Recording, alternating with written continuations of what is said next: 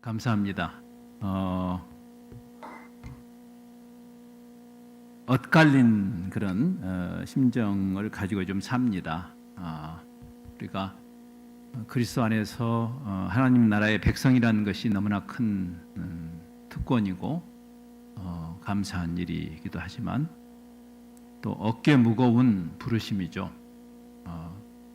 하나님의 통치를 받는 백성, 우리가 하나님의 영광을 드러낼 수도 있고 하나님의 영광을 가릴 수도 있는 존재들이죠. 특별히 이제 요즘 세상에 드러나는 교회의 모습이 좀 참담한, 한국에 있는 교회뿐 아니라 우리 이민교회도 그렇고 또 미국 교회도 맛이 많이 갔다, 그런 생각을 하게 하는 시대에 우리가 살고 있습니다. 그래서 교회가 뭘까? 그리스도인이 된다는 게 도대체 무엇일까? 본질적인 고민을 하지 않을 수 없는 그런 시대에 우리가 살고 있습니다. 아틀란타 새 교회, 또 하나의 교회가 왜 존재해야 하는 것일까? 여러분 스스로에게 남은 둘째치고 우리 스스로를 설득할 수 있는 그런 신앙 공동체가 무엇일까? 500년 전에 개혁자들이 그 고민을 했던 거죠. 당시 암흑기를 통과하면서 도대체 복음이 뭔가? 우리가 무슨 종교꾼들의 집단인가? 바리새적인 집단 또는 종교 소비자들의 집단이 되므로 하나님의 영광을 가리는, 그렇게 해서야 되겠는가? 하나님께서 말씀을 통해서 주신 이 영광스러운 교회에 대해서 다시 말씀에 근거해서 복음의 복음됨, 교회의 교회됨을 회복한 운동이죠. 그렇죠? 네. 그래서 지금 이 개혁, 종교 개혁을 기념하는 이 시즌에 우리가 스스로 말씀 안에서, 왜 그들이 말씀에 근거해서 개혁 운동을 일으켰고 그 개혁 운동의 근거이자 기준이 말씀이니까, 솔라 스크립투라, 오직 하나님의 말씀으로 건강한 복음과 교회의 회복이 일어나야만 하는 거죠. 네. 그래서 아마 이 시점에서 다시 말씀으로 돌아가서 도대체 교회가 본질적으로 무엇인가를 생각해 보는 시간이면 좋겠고요. 우리 조 목사님이 조직신학자시니까 조직신학적으로 교회론을 잘 설명해 주시겠지만 교회론의 원조라고 저는 생각합니다. 예수님이 이 요한복음 17장 사복음서 중에서 가장 독특한 관점으로 그 복음서를 쓴 요한사신을 포함해서 요한복음이 예수님이 십자가를 지시기 전에 교회를 위해서 중보 기도하시는 챕터죠. 요한복음 17장은 사실 예수님의 교회론이라고 할 수 있을 겁니다. 교회가 어떠해야 하는가? 교회가 도대체 무엇이고 교회는 왜 지금 이 세상에 존재하는 것일까? 우리가 지금 교회, 그리스도의 교회로 여기 있는데 그 예수님이 그 교회를 어떻게 설명하셨는가를 들여다볼 수 있는 중요한 챕터입니다. 몇 절만 읽었지만 이번 3일 동안 요한복음 17장을 조금 이렇게 반복적으로 읽으시고 묵상할 것을 권해드립니다. 그래서 그 그리스도의 교회론에 나타나는 다양한 중요한 화두들이 있겠지만, 그래서 아마 이것을 길게 여러 날 동안 이야기해야 할 만큼 중요한 주제들이 많지만, 특별히 이제 세 개의 좀 뭉뚱그려진 그런 주제를 중심으로 오늘과 내일 그리고 모레 주일에 주님께서 친히 우리에게 설명하시는 교회론을 생각해 보도록 하겠습니다.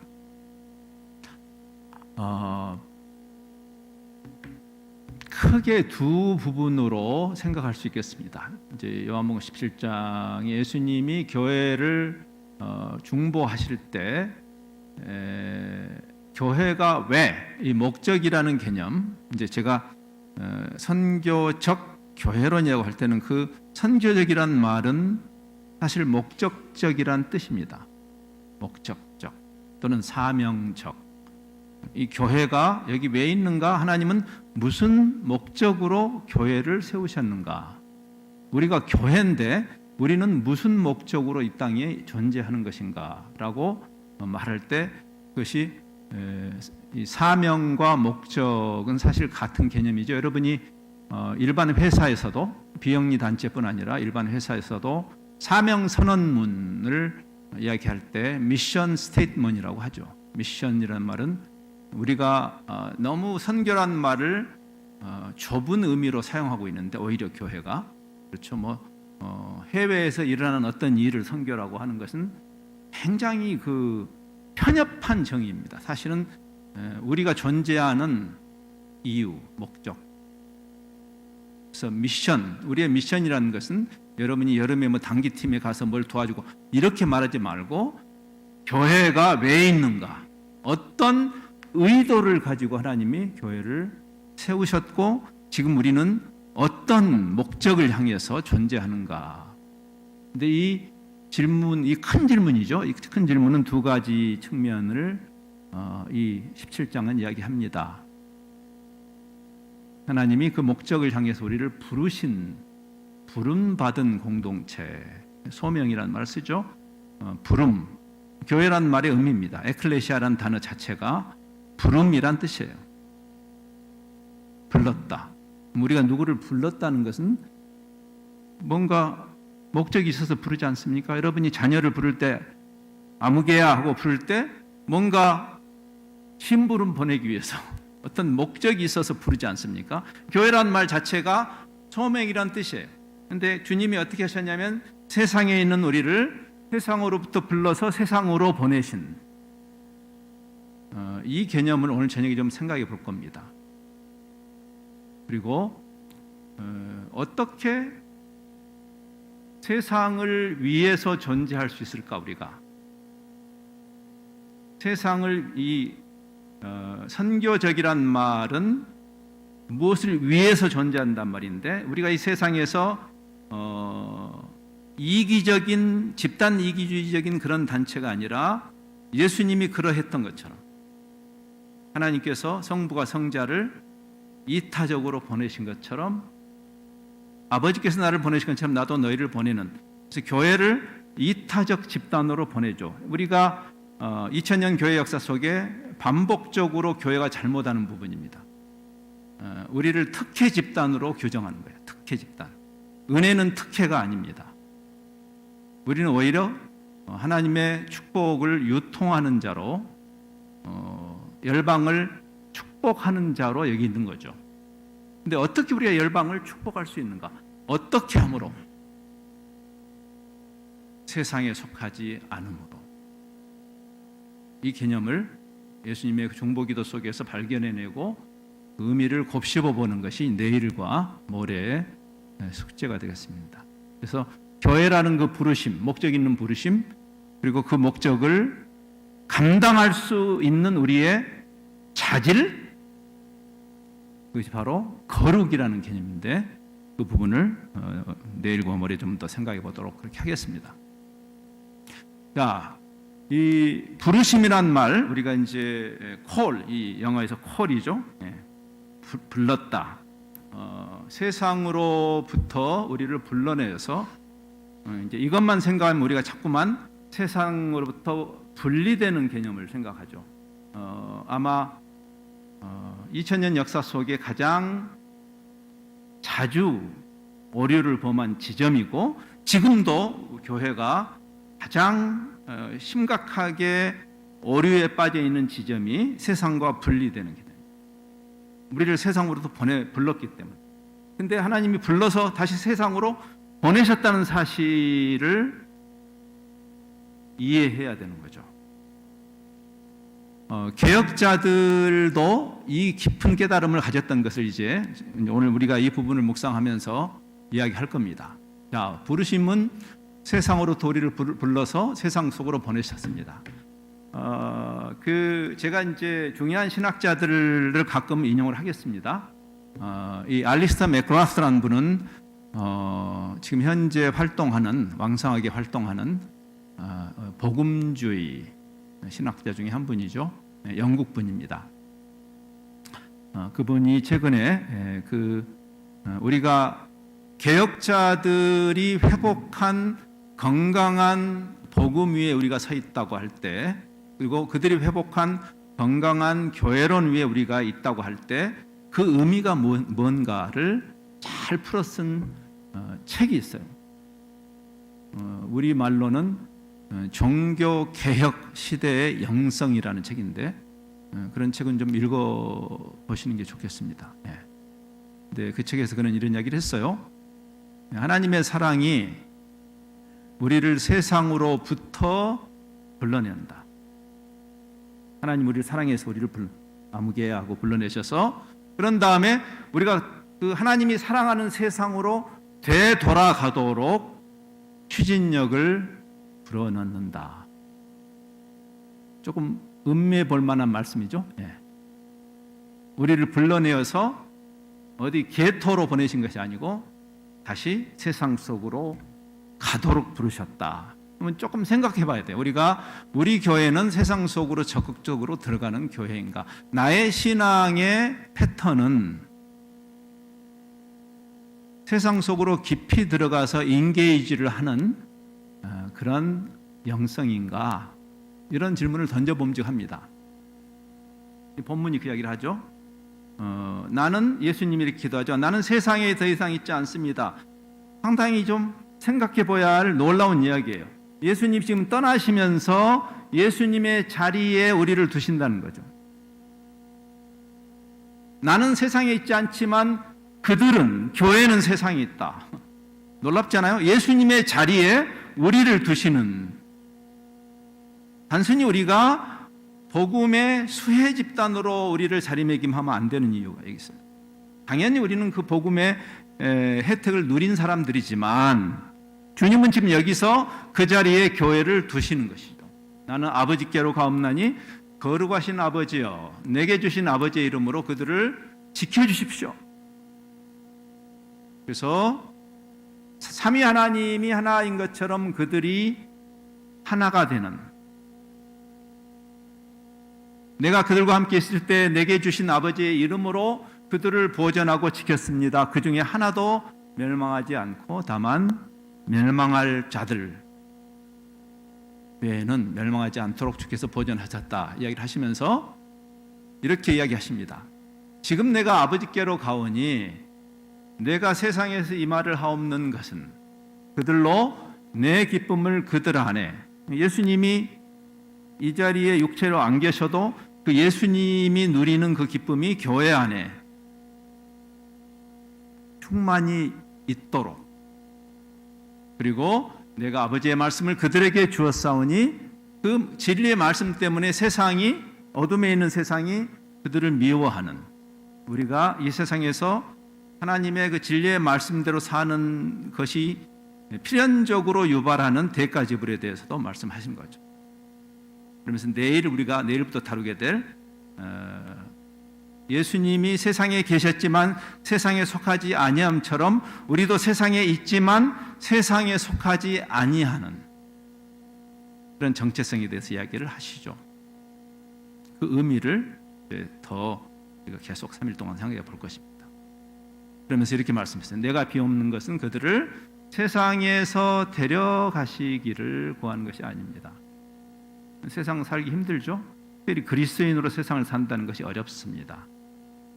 도피적인 생각을 갖게 되는 것은 인간으로서 당연하게 받는 유혹일 것인데, 예수님은 그것을 모면해 주도록 하나님께 기도하는 것이 아니라 그들이 세상에 있지만 세상과 다른 집단으로,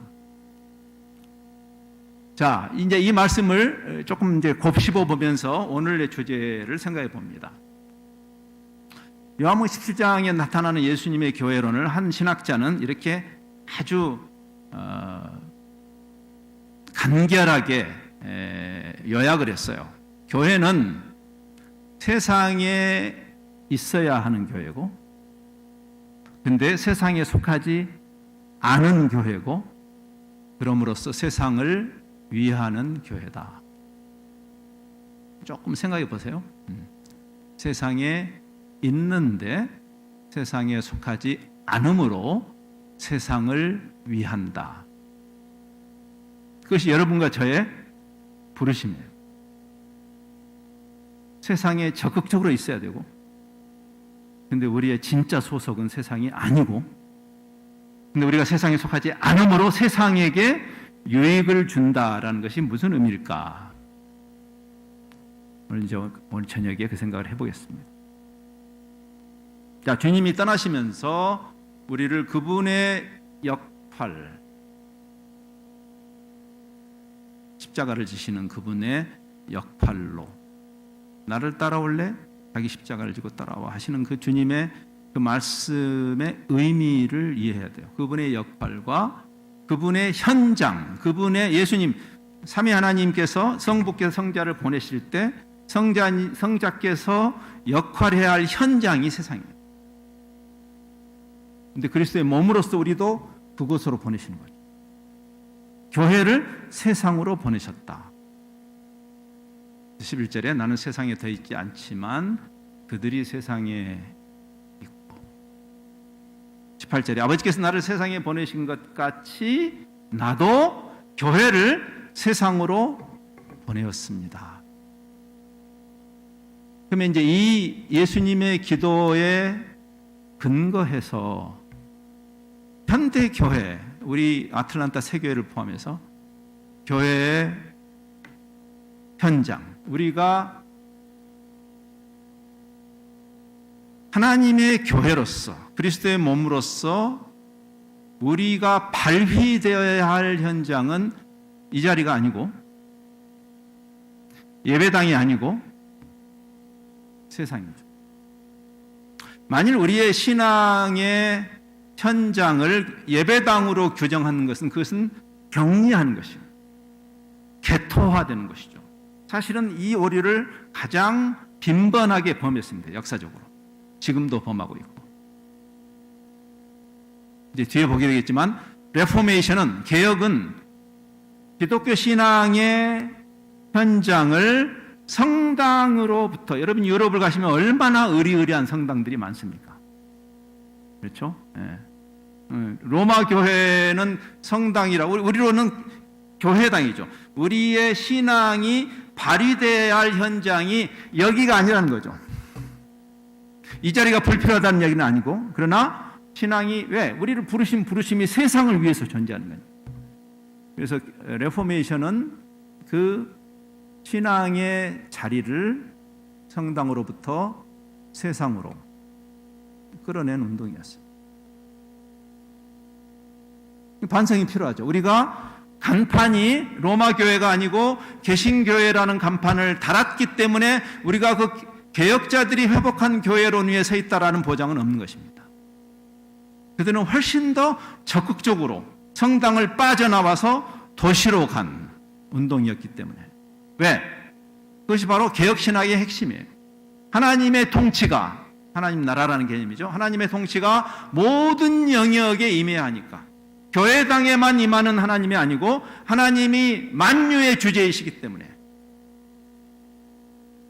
교회의 주제 정도가 아니라 천지를 창조하신 분이고 그분의 사랑과 공의의 통치가 만유에게 임해야 하니까 우리가 예배 드릴 때마다 만유의 주제, 만유의 주제를 찬양하지 않습니까? 네. 그분의 통치가 모든 영에게 임해야 되기 때문에 종교적인 자리에만 머물 수 있는 것은 아닌 것이죠. 예수님 지금 그 기도를 이미 하시는 것입니다. 베나산 사건이 기억나시죠? 우리가 있고 싶어한 장소가 베나산일 것입니다. 베드로뿐 아니죠. 그 사건을 기억하시죠? 복음서에 나와 있는 미래에 완성된 하나님의 나라를 약간 경험했던 사건. 이 세상의 빛이 아닌 찬란하다 못해 아주 현란한 그런 빛을 경험한. 그래서 베드로가 거기 있고 싶었죠. 여기 있고 싶다. 내려가고 싶지 않다. 주여, 여기 초막셋을 지읍시다.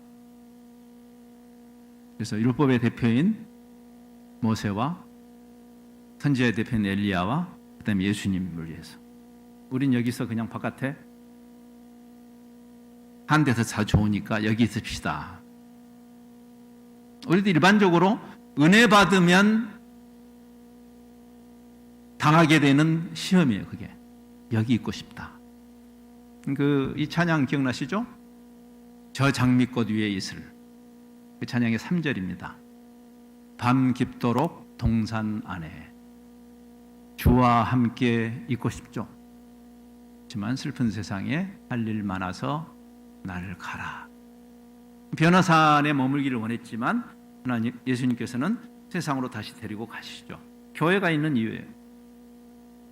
교회는 세상 속으로 부름받고 보냄받은 집단이죠. 그래서 지금 이제 우리가 조금 고민을 해야 됩니다. 여기서.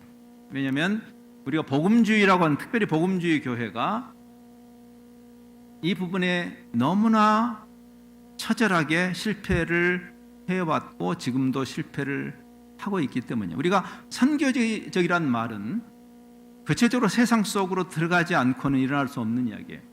제가 아까 그런 이야기했어요. 선교란 말을 너무 좁은 의미로 해석해서 여름에 한번 단기 선교 갔다고 이걸 선교라고 말해서는 안 됩니다. 성경은 그렇게 말하지 않아요. 우리 존재가 선교적 존재인데, 그럼 우리가 이 세상과 도무지 교류하지 않는 종교 집단이 무슨 세상에게 임팩트를 줄 수 있겠어요? 조지 바나라는 여기 미국의 통계학자에 대해서 이름을 들어보셨을 겁니다. 주로 복음주의 교회 여러 가지 이슈들을 가지고 서베이를 통해서 이 팩트를 찾아내는 그런 중요한 조사 기관입니다. 그런데 수년 전에 조지 바나 인스티튜트가 이제 이런 재미있는 조사를 했어요. 약간 역발상으로 무신론자들이나 이 기독교인이 아닌 사람들 또는 타 종교인들을 대상으로 조사를 했습니다. 그 사람들에게 복음주의 교회라는 단어를 들을 때 생각나는 키워드가 뭐냐? 가장 많이 나온 이야기가 분리, separation. 그러니까 우리를 볼 때 세상이 도무지 세상과 무관한 집단, 세상과 도무지 연결되어 있지 않은 집단으로 인식한다는 거죠. 그건 우리 잘못이죠. 그렇죠? 네. 대부분의 불신자, 특히 3대, 그 당시, 그 조사 당시에 3대 타 종교인 중에 84%, 100명 중에 84명이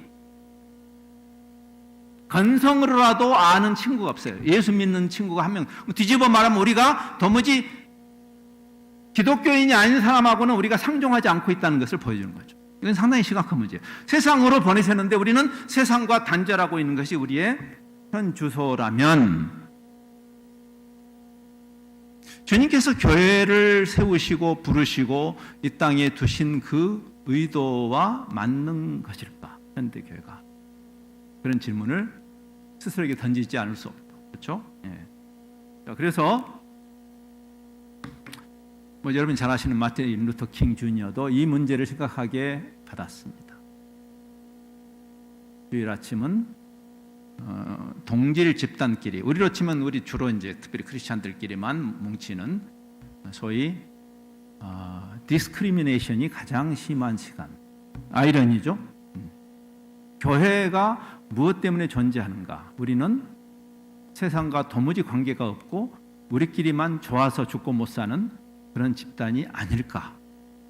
이건 심각한 중세 암흑기의 현상이기 때문에 다시 성경 말씀에 근거한 우리의 본질에 대한 그런 회복이 필요한 것이죠. 자, 아마 이제 우리로 하여금 자꾸만 우리가 세상과 접촉을 끊게 만드는 중요한 그 기초는 아마 거룩에 대한 오해라고 저는 생각해요. 거룩이라는 말을 들을 때 우리는 어떤 생각을 하는가? 거룩은 무엇인가? 거룩은 분리라는 개념을 우리가 많이 이해했습니다. 거룩이 분리인가? 이제 내일과 모레 거룩을 다룰 텐데, 거룩은 분리가 아니라 구별됨이죠. 구별됨. 분리되는 개념이 아니라 오히려 세상에 있지만 세상과 구별됨.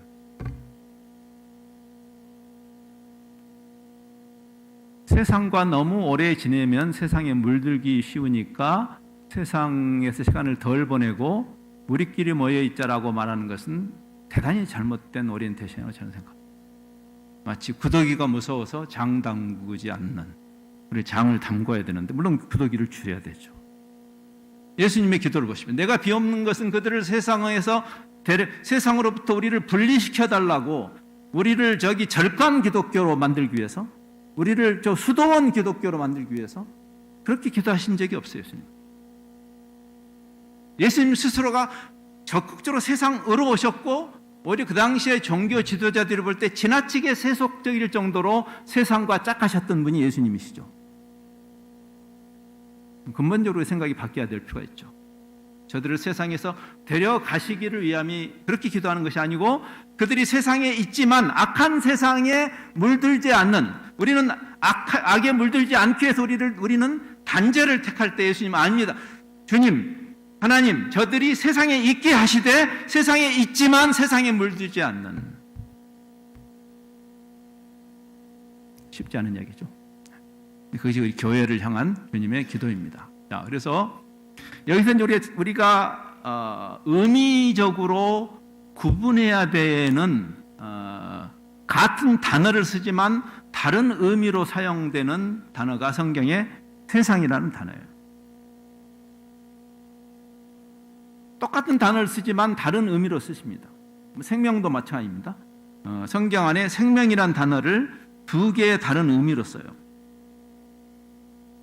그 마태복음 16장 예수님이 제자도를 말씀하시면서 자기 생명을 얻고자 하면 잃을 것이고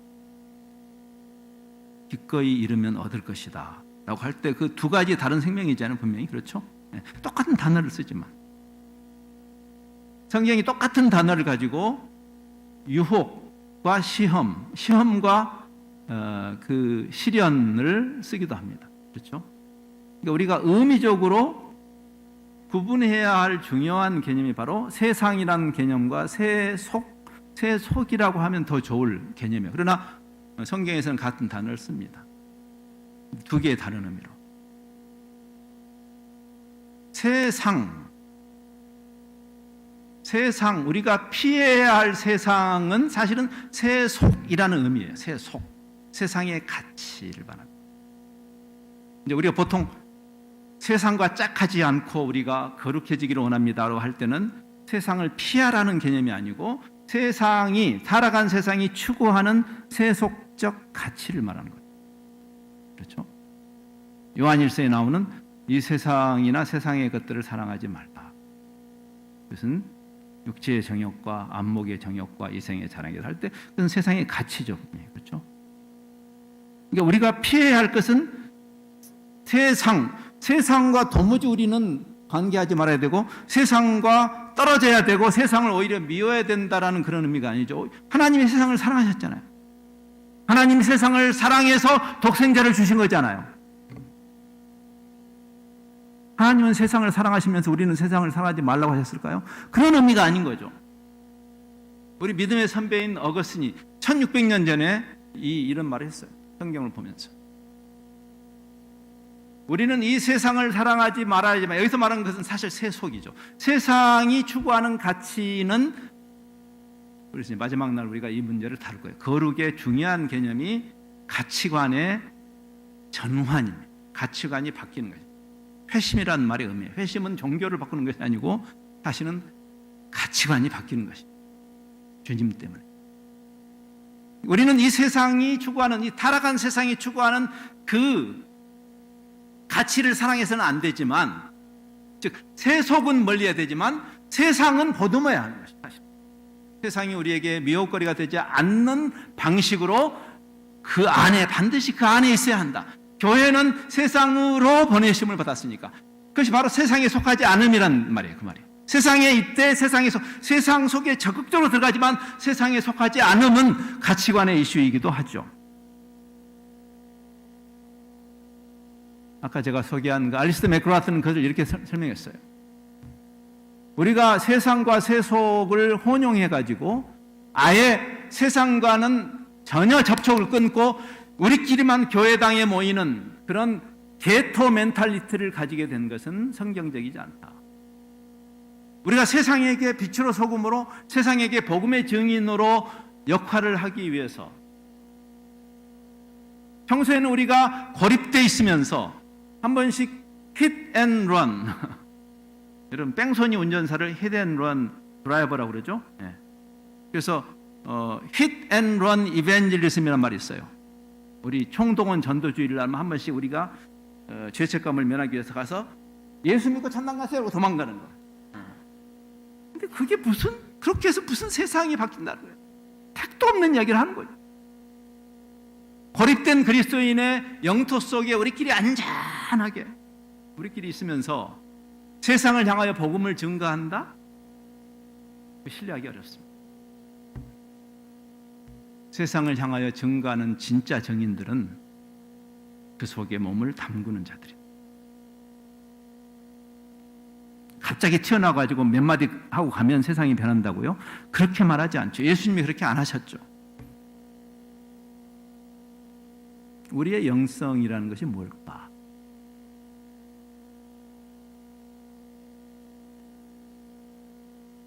(500년) 전에 우리 믿음의 선배들이 회복한 그 복음과 증인됨에 대해서 이번 종교개혁 기념 주말에 우리가 이 부분을 깊이 생각해 보기를 바랍니다. 또 다른 신약학자, 제가 개인적으로 굉장히 존경하는 데이빗 보시라는 분의 글을 읽다가 그분이 이렇게 이야기를 했어요. 우리가 영적이 된다라는 것은 꼭 종교 활동에 국한해서 말해서는 안 된다. 이건 개혁자들도 똑같은 얘기 했습니다. 종교개혁 그 당시에 루터도 그 이야기를 했어요. 루터도 목사가 강단에서 말씀을 전하는 일이 거룩한 것처럼 예수 믿는 사람이, 가정주부가 집에서 설거지를 하는 일도 거룩한 일이다. 어떤 존재로 어떤 생각을 가지고 그 일을 하느냐가 거룩을 결정하는 거예요. 종교적인 일이 거룩한 것이 아니고 성속 이원론에 빠져서 안 되는, 이것을 이제 보시는 영적이라는 것은 물론 기도를 하는 일도 영적인 일이지만 길을 걸어가는 일도 영적인 일이다. 세상에서 일을 하는 것도 영적인 일이고 무엇을 하든지 그리스도 안에서 한다는 말, 그게 영적인 거예요. 영성, 스피리추얼리티라는 것은 행동과 삶을 대치하는 어떤 사색, 어떤 사변적인 어떤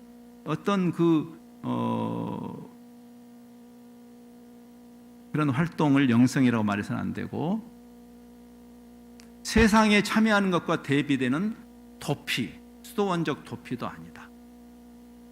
그리스도인으로서 세상 속에 사는 것, 그게 영성이다.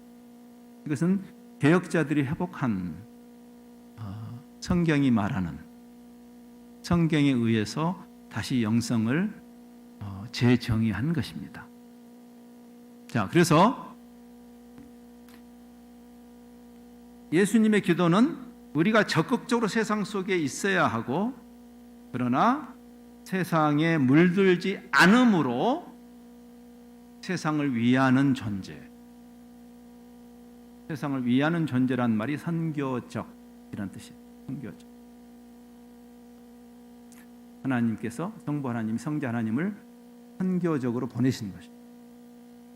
이 세상에서 잘 먹고 잘 살라고 보낸 게 아니고 이타적인 사명을 주어서 보낸, 그게 선교예요. 그럼 우리가 선교적 공동체 존재로 이 세상에 있다는 것은 그런 의미를 갖는 것이죠.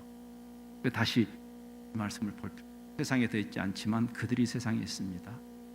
그러므로 그들을 보존해 주십시오. 네. 세상과 똑같은데 우리가 어떻게 세상을 도울 수 있어요? 니나 잘하세요. 그럴 거예요. 세상이. 그렇죠? 그래서 이 보전이라는 개념이 나와요. 15절에서도 내가 비옵는 것은 그들을 도피시켜달라고가 아니라 세상에 있지만 악에 빠지지 않게 그들을 지켜달라고, 보전해달라고. 그래야 세상을 위할 수 있으니까. 이 상관관계에 대한 깊은 이해가 필요하죠. 훨씬 더 적극적으로 세상 속으로 들어가야 되고, 그러나 동시에 우리가 주님을 만난 다른 가치, 다른 정체성을 가지고 세상에 살아가는 것. 이것이 교회가 진정으로 회복해야 할 본질인 거예요. 자, 그래서 제가 이제 이런 생각을 했어요. 요즘 오디션 프로그램들이 많아졌죠, 그렇죠? 오디션 프로그램들. 그래서 제가 요즘 놀라는 게 정말 우리 한민족은 정말 가무에 능한 민족이다 생각을 많이 해요. 뭐 BTS까지 안 보더라도. 예. 아무튼 어떻게 노래도 잘하고 춤도 잘 추는지. 예? 우리나라에 성리학이 안 들어왔다면 아마 진짜 더 발전했을 거예요. 그렇죠? 예. 원래 우리가 점잖 떠는 문화가 아닌 거 아시죠? 원래 우리나라는 굉장히 자유분방한 문화입니다. 원래 우리 문화예요, 그게. 근데 그 조선시대에 잠시 성리학이 우리의 근대 사상을 지배하면서 우리가 무지무지하게 점잔 떠는 문화가 된 것이죠. 근데 원래 그 우리 문화가 아닙니다. 고려시대만 해도요, 굉장히 자유분방한 연애 결혼을 했다는 그런 충분한 학문적인 뒷받침할 만한 근거가 있어요. 그래서 원래 우리가 가무가 능한 집단이죠. 근데 그래서 저는 그 음악 잘하는 분들을 보면 부러워요. 저도 잘하고 싶은데 저는 잘 안 되거든요. 노래도 잘 안 되고 몸치입니다. 몸치. 이게 제가 젊은이들 모임을 많이 가는데 요즘 젊은이들은요, 찬양할 때 가만히 못해요. 막 그냥 방방 뜁니다. 그러니까 제가 저 혼자 그냥 이렇게 혼자만 점잖이 있기가 너무나 어색한 거예요. 다들 방방 뛰는데. 근데 여기 어르신들도 많이 계시지만 우리 몸을 움직이는 것을 거의 죄악시했잖아요. 네? 그러니까 혼자만 가만히 있게 좀 무안해서 저도 좀 리듬을 타보려고 하면요, 젊은이들이 선교사님 가만히 계세요. 못 봐주겠는 거죠. 네. 몸치니까. 제가 가끔 이제 이렇게 긴 여행하면 그날 저녁에 시차를, 제가 어제 제가 한국에서 왔으니까 어제 저녁에 핫샤워를 하고 잠을 잘 잤어요. 어제 잘 자서 지금은 멀쩡합니다. 괜찮습니다. 네. 제가 어제 한 9시간 잤어요. 9시간. 네. 그러니까 뭐 완전히 돌아오는 거죠. 하룻밤 잘 자면 돌아와요. 그냥 그거는 못 자서 이제 제트랙이 있는 거죠. 여러분이 욕조에 앉아가지고 물 받아놓고 노래 불러보세요. 명창이 아닌 사람이 없어. 왜? 그 목욕탕에 이 음향이 딱 준비되어 있잖아요. 그렇죠?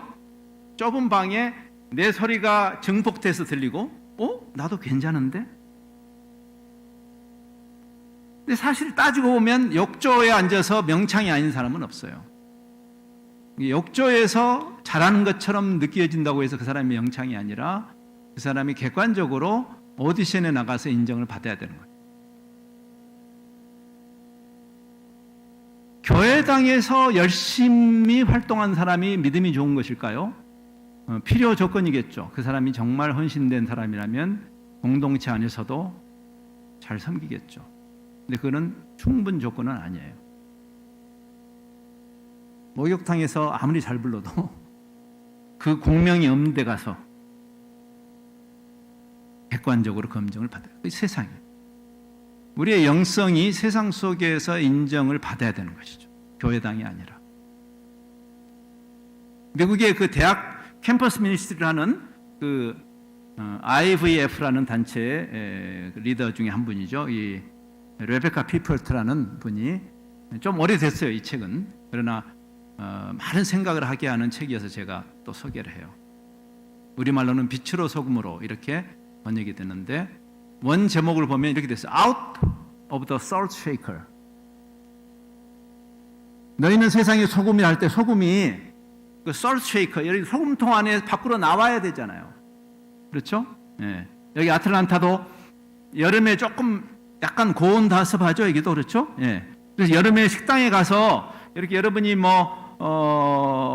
그 설렁탕을 시켰는데 설렁탕은 소금이 없으면 안 되잖아요. 그렇죠? 근데 소금을 이렇게 치려고 하니까 소금이 안 나와. 그러면 좀 짜증나죠? 예. 그 소금통 안에 소금이 아무리 많으면 뭐하냐 그 말이에요. 그게 소금통 밖으로 out of the salt shaker, 밖으로 나와야 그 역할을 하는 거죠. 근데 이 고온다습해가지고 그 안에, 그리고 뿌려진 적이 없는 소금, 우리끼리만 뭉쳐가지고 소금 누룽지가 돼가지고 안 뿌려져. 응? 이것을 가지고 우리가 믿음이 좋다고 말할 수는 없는 것이. So out of the salt shaker and into the world. 우리의 신앙이 증명되는 장은 성도들이 모여서 예배하는 이곳이 아니라 다시 여러분의 지역사회로, 삶의 현장으로 돌아가서 여러분의 신앙이 증명되어야 된다. 욕조에서 말고 현장에서. 각자가 자기의 신앙의 행태를 다시 되돌아봐야 하는 굉장히 중요한 성경의 가르침입니다. 그래서 성경의 교회로는 그 부르심, 다시 한번 이제 처음에 우리가 생각했던 에클레시아라는 말 자체가 부르심이라는 뜻이에요. 그러면 부르셨다, 무엇을 위해서? 목적을 향해서.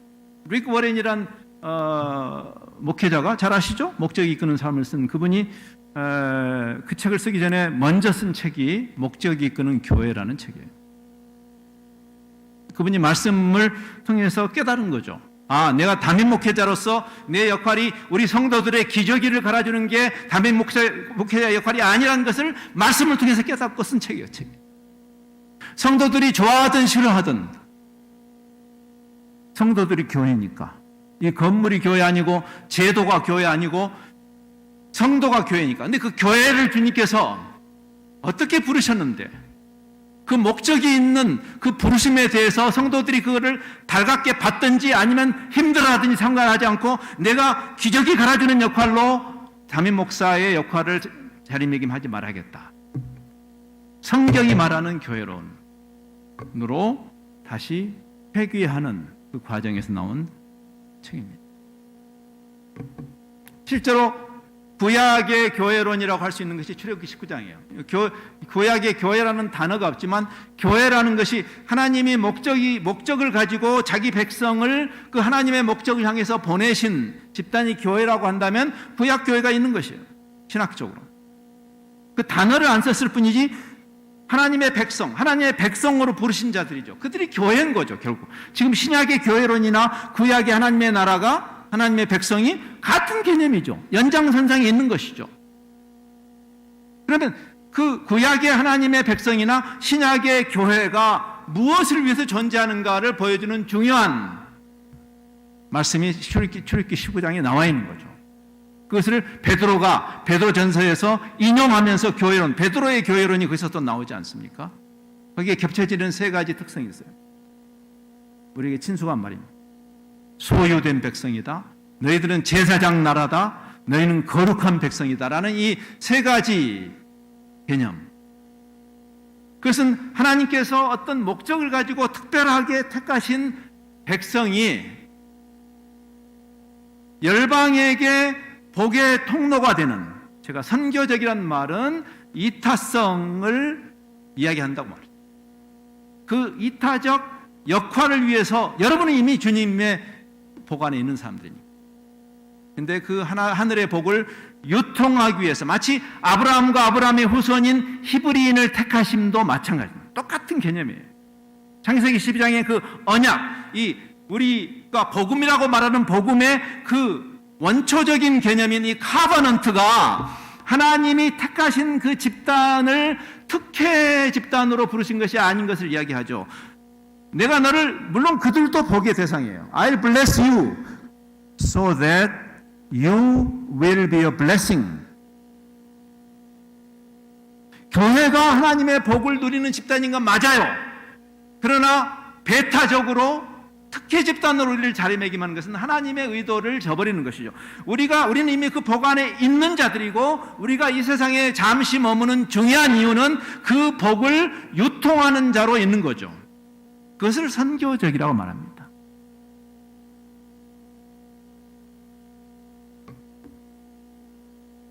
그래서 그 개념들, 소유된 백성이다라는 말할 때 그 소유란 단어가 그런 의미를 갖고 있어요. 이 소유란 말은 부동산이 아니라 특정한 목적을 위해서 따로 떼놓은 아무 때나 쓸 수 있는. 제가 금년에 제 아내하고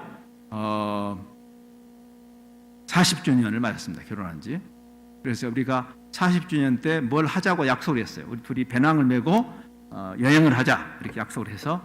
근데 아무리 우리가 경비를 적게 들여서 여행을 해도 여행을 한번 하려면 어느 정도 돈이 들잖아요. 비행기 값도 들고. 그래서 우리가 어떻게 했냐면 적금을 들었어요. 적금.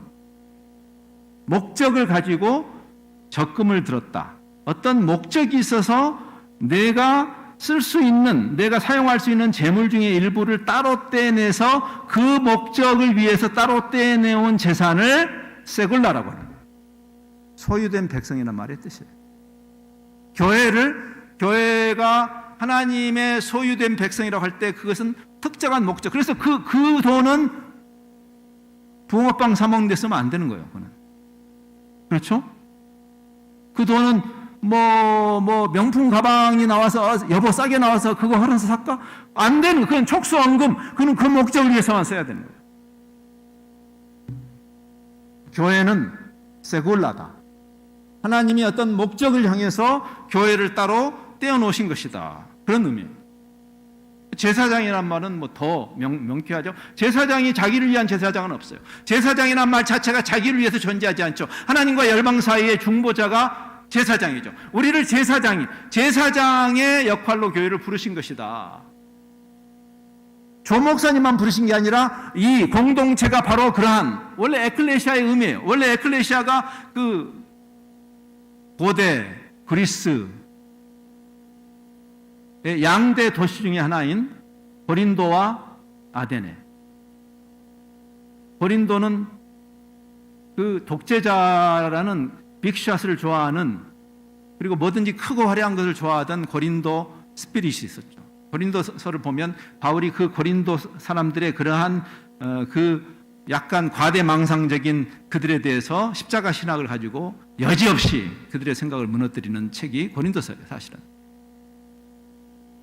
근데 풀뿌리 민주주의가 발흥한 것이 바로 아데네예요.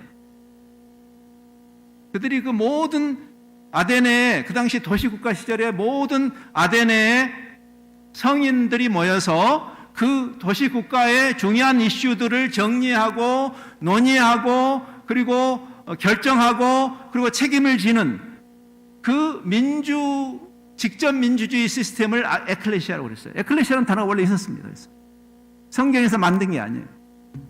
불러내던 목적이에요.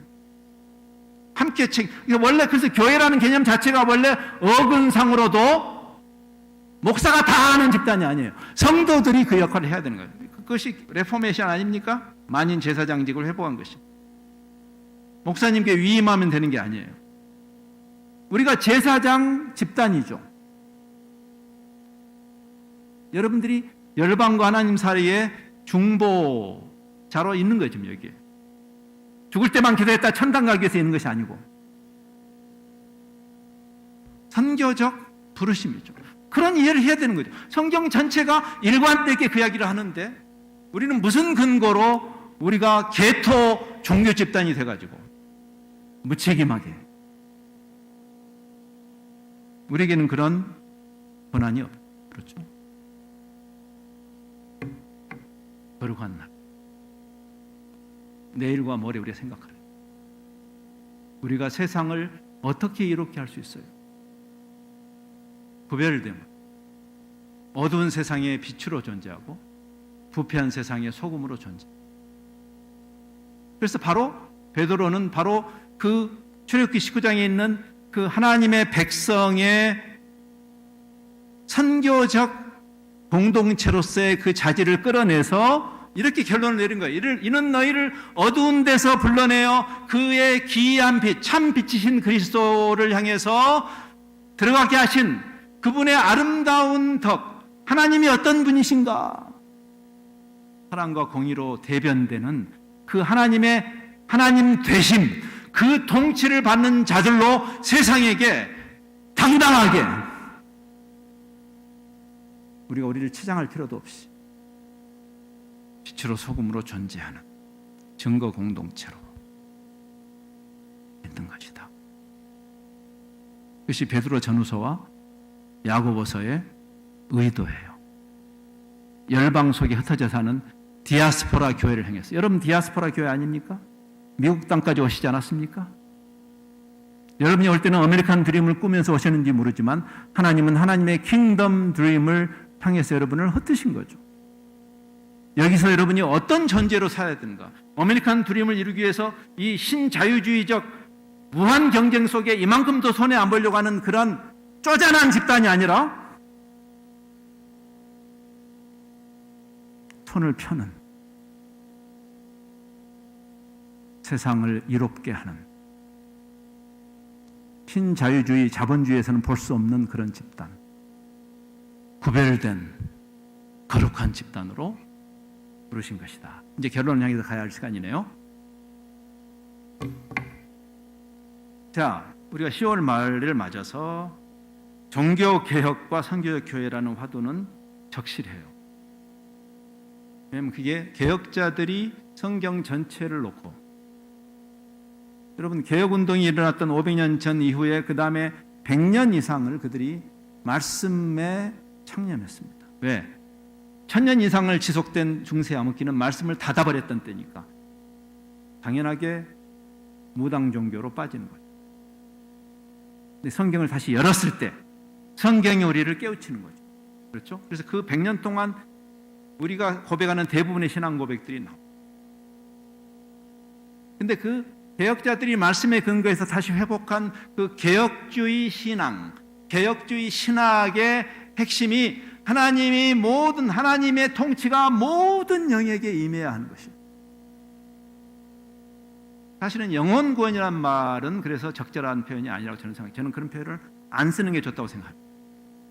너무 이분법적 사고예요. 하나님이 우리 몸뚱아리는 하나님이 싫어지셨나요? 갑자기? 하나님이 만드신 거 우리 몸뚱아리도? 나는 몸은 싫어. 빨대 가지고 영혼만 쪽쪽 빨아잡수시는 하나님이 아니니까. 그러니까 전인 구원이고요, 기본적으로. 그리고 단순히 인간의 구원 정도가 아니고 온 하나님의 피조 세계를 원래 하나님이 의도하신 아름다운 피조 세계의 회복이에요. 구원이란 말은 회복이라는 뜻을 갖고 있습니다. 그래서 개혁신학은 적극적으로 세상 속으로 들어가서 하나님의 능력으로 세상이 변화하는 것이에요. 그래서 예수 믿고 천당 가는 종교가 아니고 하나님의 통치가 여기 임하는, 예수 믿고 천당 가는 종교 아닙니다, 여러분.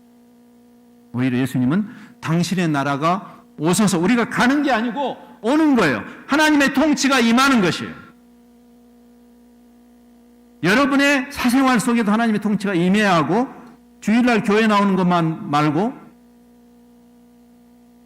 여러분이 교회에 와서 소위 교회 활동을 하는 것에만 하나님의 통치가 임해야 되는 것이 아니라 한 평범한 가정주부로서 여러분이 가정을 꾸려나가는 그 과정에 하나님의 통치가 거기 임해야 되는 거예요. 여러분이 평범한 회사원으로 그 세상 속에서 살면서 거기에 여러분을 통해서 하나님의 통치가 그곳에 임해야 되는 것이죠. 여러분의 자영업을 하는 그 스몰 비즈니스 안에 하나님의 통치가 임해야 하는 거죠. 그것이 개혁신학이에요. 성경이 가르치는 참된 영성이죠. 하나님의 통치가 임하소서.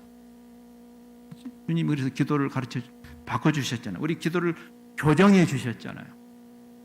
이방 종교가 하는 짓거리를 우리가 똑같이 하고 있는, 밤낮 내가 원하는 그 내 욕심을 채우기 위해서 하나님의 손목을 비트는 그것이 기독교 영성이 아니라 오히려 우리를 원래 창조하시고 또 우리를 교회로 부르신 하나님의 뜻과 의도가 드러나고 구현되기 위한 기도죠. 그게 주기도문이죠. 주어가 바뀌죠. 나 우리가 아니라 하나님으로 바뀌는 이유고, 이 교회를 향하신 하나님의 의도가 온전히 이루어져야 되는, 그것은 은둔이나 도피가 아니죠. 그래서 오히려 적극적으로 세상 속으로 들어가야 하고, 복음의 공공성이라는 말이 여기서 나오는 겁니다. 네. 종교적인 영역에만 머물러 있는 복음을 복음이라 할 수 없는 것이에요. 모든 영역에 하나님의 사랑과 공의가 구현되는, 정치, 경제, 사회, 문화 모든 면에 하나님의 사랑과 공의가 구현되는 것이 하나님의 의도라 그 말입니다. 종교꾼들의 모임이 아니에요. 그것을 회복했어요. 500년의 그 엄청난 대가를 지불하고 다시 500년이 흐르면서 우리가 뭘 잃어버렸는지를 다시 생각해야 돼요. 자, 그래서 개혁운동은 이 이분법적 사고로부터 다시 통합적인 개념으로 회귀한 운동이기도 합니다. 칼 발트는 이렇게 말하죠. 구원은 영이 물질로부터 분리되는 것도 아니고 인간이 하늘로 올라가는 것도 아니다. 예수 천당, 이거 이상한 이야기. 하나님의 통치, 공의와 사랑이 하나님의 통치가 우리를 향해, 그리고 물질 세계를 포함해서 우리의 정신 세계뿐 아니라 우리의 물질 세계 안으로, 세상 속으로, 지상으로, 보이는 곳이나 보이지 않는 곳에 하나님의 통치가 임하는 것이다. 말씀이 육신이 된 거죠. 말씀이 육신이 됐죠. 진리가 구현됐죠. 그렇죠? 우리가 예수 믿으면 플라톤적으로 어떤 이데아의 세계, 어떤 관념 세계로 들어가는 것이 믿음이 아니라 하나님의 그 사랑과 공의의 통치가 우리의 그 가시적인 우리가 이 오감이 느끼는 거기까지 다 임하는 것을, 하나님의 나라는 외면적인 것, 현실적인 삶을 온전히 지배해야 합니다. 그 성경이 가르쳐요. 그래서 다시 말씀 속으로 들어가요. 상식적인 종교 생활을 멈춰야 해요. 다시 말씀. 결론은 어떻게 내릴까 하다가 제가 선한 사마리아인의 비유를 조금 다시 재고하면서 결론으로 가면 좋겠다 생각했어요.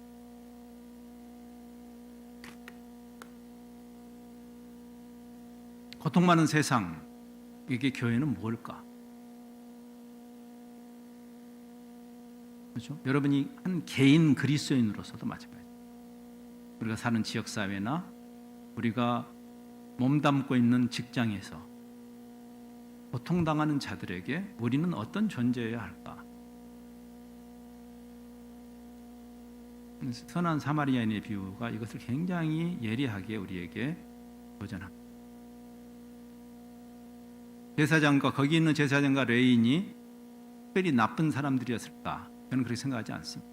정상적인, 우리가 흔히 보는 거의 신앙생활 열심히 하는 사람들이었어요. 그런데 그들의 안에 거룩에 대한 빗나간 오해가 있었죠. 그렇죠? 율법서에 나오는 대로 그 사람이 강도 맞는 자가 지금 죽었다면 나는 거룩한 예배를 집례해야 되는데 내가 시체를 접하면 내가 부정해지기 때문에 그 거룩한 예배라는 우선순위 때문에 자기의 그 종교적 반응에 의해서 아주 당당하게 하지 않았을까? 대의를 위해서.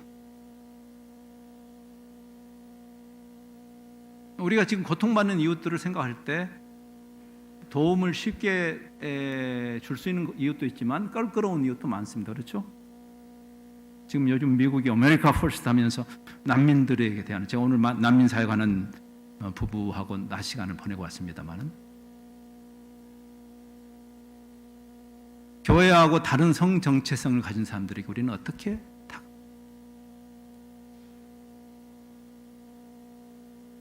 무슬림들에게는 우리가 어떻게 접근해야 할까?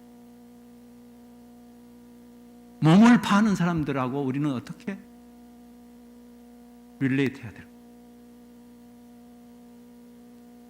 만만한 이야기 아니죠. 이것은 현실이에요. 당시에 제사장과 레인이 짐짓 피했던 그 사람, 껄끄러운 대상이죠. 주님이 이야기를 하셨을까 생각해봐요. 율법이라는 것은 주님께서 지금 그 이야기를 하시는 것이 율법이 하나님의 사랑을 담아내는 그릇이다. 단순히 종교적으로 율법을 사랑하라는 말이 아니라, 물론 율법을 사랑하게 되죠. 근데 더 근원은 뭐냐면 사랑의 율법이다. 하나님이 우리를 사랑하신 거다. 하나님이 세상을 사랑하신 거다. 구약 성경 전체가 장차 오실 그리스도를 가리킨다는 의미죠. 그게. 그리고 그분이 성경 전체를 하나님 사랑, 이웃 사랑으로 푸셨죠. 그렇죠? 그래서 the law of love다. Torah of love. 이 종교적으로 성경을 사랑해가 아니라 성경 자체가 하나님이 우리를 사랑하신 사랑의 계시다. 하나님 우리하고 사랑하자고 하는 것입니다.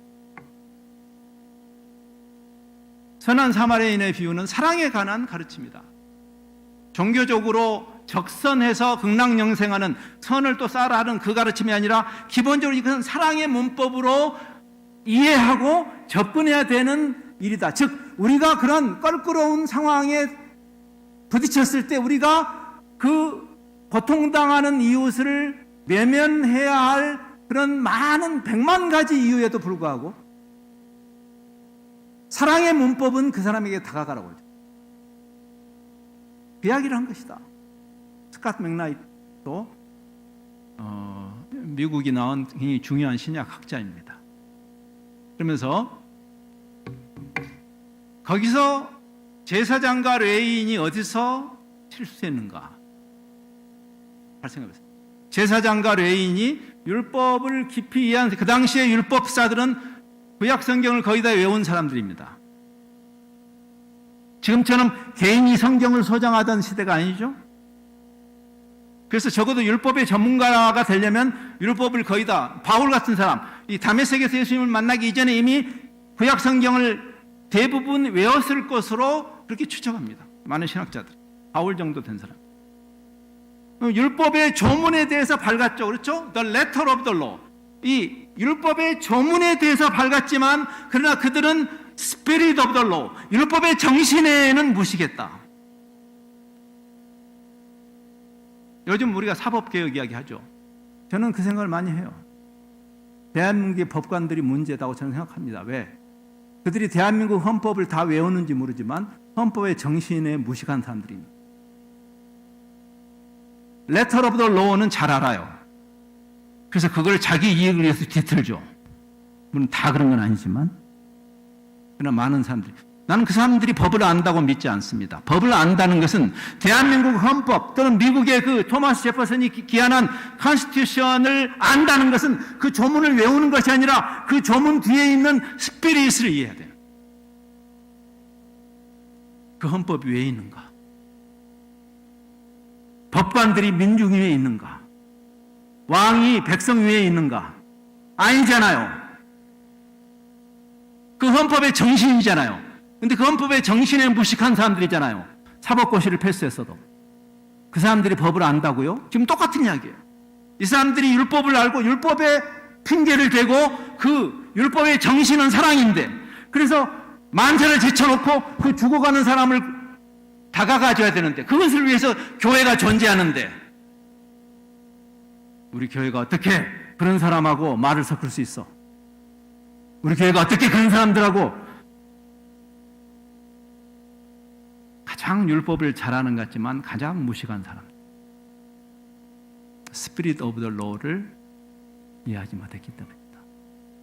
예수님이 말씀하시죠. 화 있을진저 외식하는 서기관들과 바리새인들, 성경을 달달 외웠던 사람들, 너희가 박하와 회양과 근처의 11조 정확하게, 왜? 율법에 나와 있는 대로 The letter of the law는 정확하게 아는 사람들이지만, 그러나 더 중요한 바 율법의 정신, 정의와 긍휼과 믿음, 율법에 나타나 있는 하나님의 사랑과 공의에 대해서는 이해하지 못하는 종교꾼들.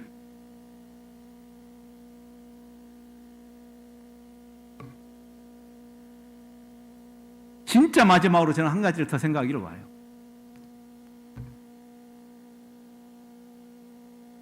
이런 왜곡, 하나님의 사랑의 결과물인 복음에 대한 이해가 부족하기 때문에 우리가 종교꾼들이 되어서,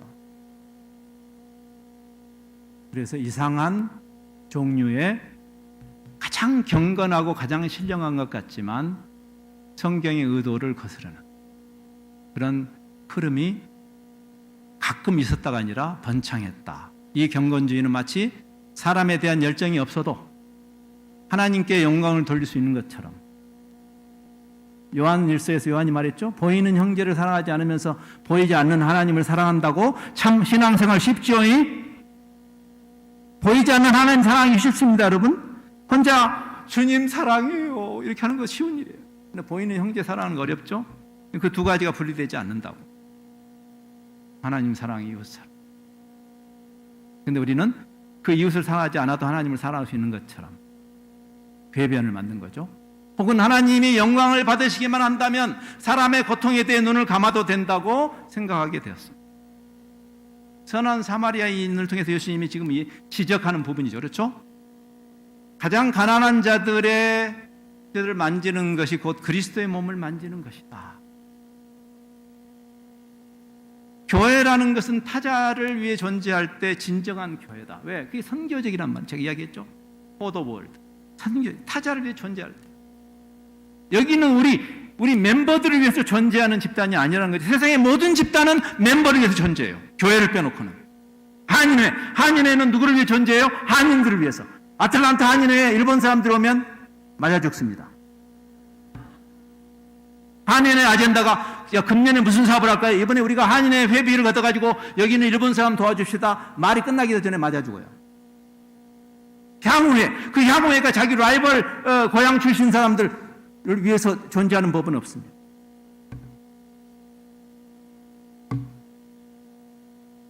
교회는 비회원들을 위해 존재하는 유일한 사회라고 그 유명한 윌리엄 템플이 이야기하죠. 자, 그래서 율법에 대한 오해 때문일 수도 있지만 정말 인간적으로 그 선한 사마리아인의 비유를 해석해 보면 두려움이었을 것이다 라고 생각합니다. 이것은 마틴 루터 킹 주니어의 마지막 설교, 여러분 기회되면 여기 아틀란타에 그 메모리얼 한번 가셔가지고 여러분 육성으로 들을 수 있습니다. 이분의 마지막 설교. 저는 그 마지막 설교를 들으면서 전율했습니다. 거기서 여기 아틀란타에 수년 전에 와가지고 이 설교하고 죽습니다. 그 설교를 들어보면 자기 죽음을 예감한 것처럼 느껴져요. 자기가 항상 암살의 위협 속에 있었으니까 죽음을 늘 준비하면서 이 마지막 설교를 했죠. 그때 선한 사마리아인의 이야기를 합니다. 그러면서 그때 그들이 wrong question을 던졌기 때문이다 그랬어요. 잘못된 질문을 던졌다 그들은.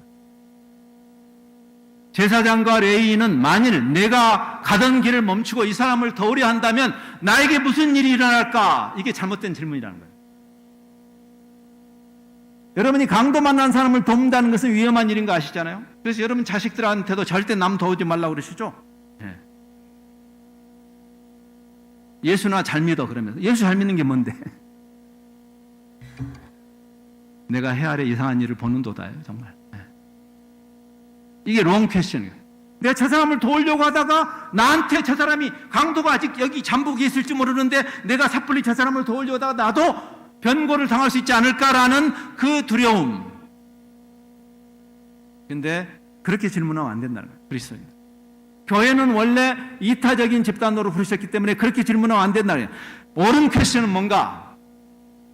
내가 만일 가던 길을 멈추지 않고 이 사람을 돕지 않는다면 두려움 때문에 What will happen to him? 나에게 무슨 일이 일어날까는 잘못된 질문이라는 거예요.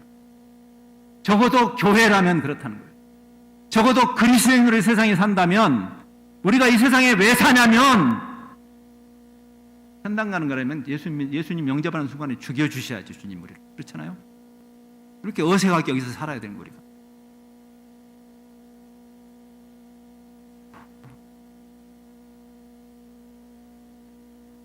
그래서 이제 저는 이런 생각을 했어요. 예수님도 인간으로 오셨으니까 우리의 두려움을 공유하셨죠. 겟세마네 동산을 생각해 봤어요. 근데 그분이 두려움을 경험하셨지만 그러나 그 두려움에 사로잡히지는 않으셨죠. 그분이 만일 두려워서 십자가를 포기하셨다면 어떤 일이 생겼을까? 지금 예수님이 그 자리에 우리를 두시는 거죠. 교회를. 그렇죠? 예수님이 있던 그 자리에. 그럼 예수님이 말씀하시는 거예요. 나를 따라올래? 미국에 사시는 분들이 가장 따라하기 힘든 주문입니다, 이게. 여러분이 추구하는 아메리칸 드림하고 정반대되는 예수님의 요구이기 때문에 그렇습니다. 제가 봐줄 수 있는 이야기는 아니죠, 그렇죠? 파산한 세상에게 우리는 어떤 존재여야 될까? 우리가 평생 한민족이면 지울 수 없는 영상이죠. 이 영상을 우리는 평생 끌고 살아야 될 거예요. 그때 나왔던 비난, 배를 버린 선장, 지만 살겠다고 선장이 십자가를 버린 교회. 잠시 기도하십시다.